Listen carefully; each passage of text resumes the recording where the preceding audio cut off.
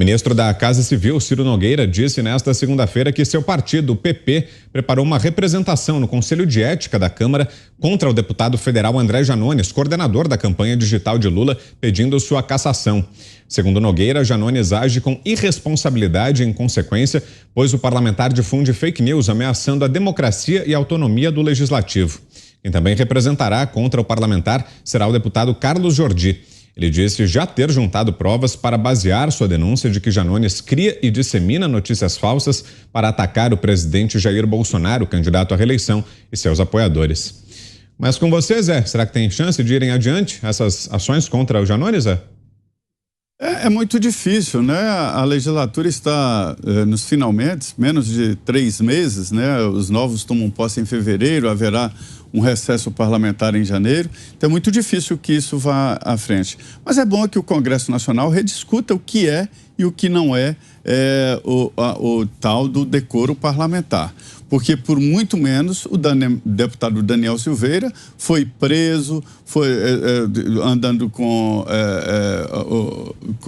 restrições, não pôde frequentar o plenário da Câmara, né? E aí o Janones, que votou inclusive pela permanência da prisão do Daniel Silveira, faz esse trabalho sujo, que esse é o trabalho sujo. E para você ter uma ideia de que isso vingou, a campanha do ex-presidente Lula continua, inclusive, com esta possibilidade de atuação deles. Eles entendem que está dando certo, exatamente quem fala em fake news. Eu entendo que, urgentemente, a Câmara e o Senado devem fazer um código de conduta definindo ali até onde vai esse tal decoro parlamentar.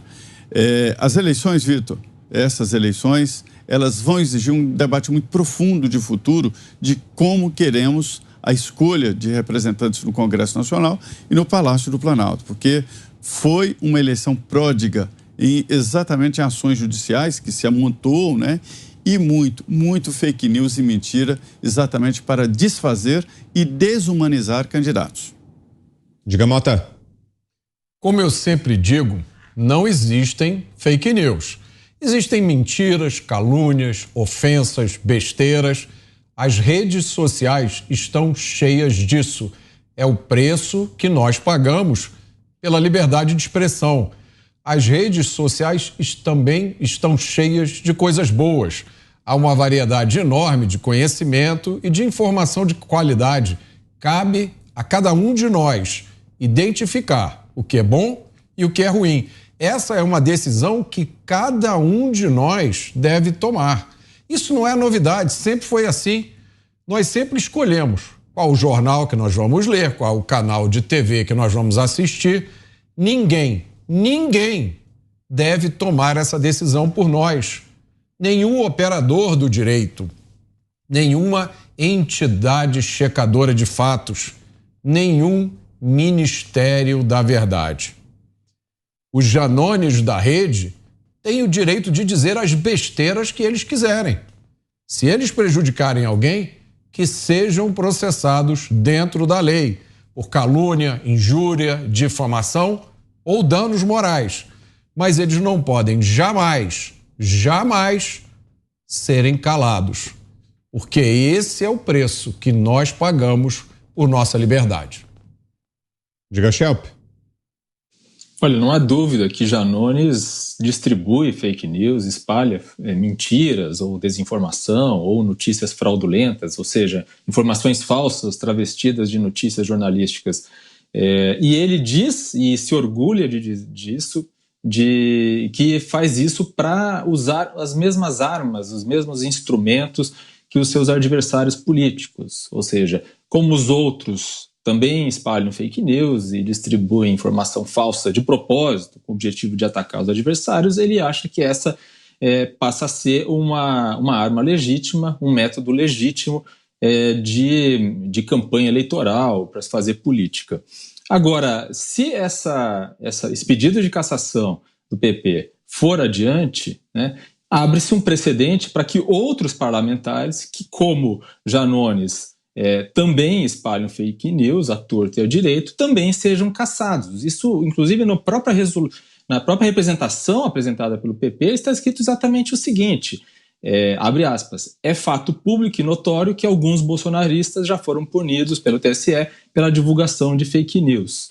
E aí eles passam a falar sobre as postagens do Janones. Ora, se for assim, então a cassação, né, abriria a possibilidade de que os outros, né, que inclusive já foram considerados disseminadores de fake news pela Justiça Eleitoral, não estou aqui nem entrando no mérito se é verdade ou não, mas eles já foram considerados, então eles também poderão ser cassados, abre-se esse precedente. E aí estão incluídos aí o senador Flávio Bolsonaro, a deputada Carla Zambelli, o Eduardo Bolsonaro, o deputado federal, o vereador Carlos Bolsonaro e até o próprio presidente Jair Bolsonaro. Diga, Fiuza, 2 minutos. É um ambiente muito equilibrado, isonômico, né? Assim, absolutamente sóbrio. Né? Não há nenhuma dúvida deste equilíbrio de critérios e de regras. Então, nós vamos analisar assim. Esse Janones, esse personagem, esse Lorde, ele a sua desenvoltura, a sua desinibição são premiadas todos os dias. Esse personagem não é constrangido por autoridades. Ele atua dessa maneira, beck de roça, livremente, as caneladas que ele quer dar. E a democracia brasileira atual promove esse personagem, uma espécie de adido cultural do... Como é que é o nome daquele candidato? Estou até esquecendo agora. O candidato que chegou agora aí com ótimas ideias, que nunca tinha governado o país, que nunca soube o que era corrupção.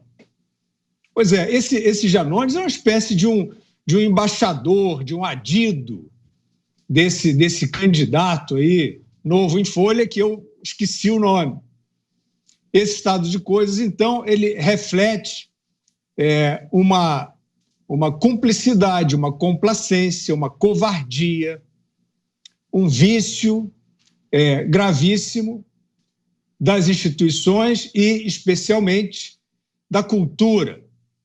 Aí entra o papel vital, né, para não dizer mórbido, da imprensa que acabou. Ela enxágua esse personagem, ela nunca vê problema de hostilidade, de agressividade ou de violência política, e ela sanciona a liberdade que esse personagem tem. Evidentemente, nós estamos falando de uma imprensa que para seguir as receitas da Ana, candidata ao prêmio Cuscuz Clã de jornalismo investigativo. Diga, Ana. Vitor, olha, é a mentira do bem, né? Democracias, na verdade, no entanto, mesmo sabendo que ele é uma fábrica de fake news, nós não podemos aceitar guilhotinas. Nós não somos como o outro lado. Nós não somos jacobinos. Nós não saímos guilhotinando todos aqueles que não compactuam com as nossas ideias ou os nossos princípios. Democracias, elas só são salvas com mais democracia e com mais liberdade. O problema é que no Brasil, infelizmente, existe uma corte que...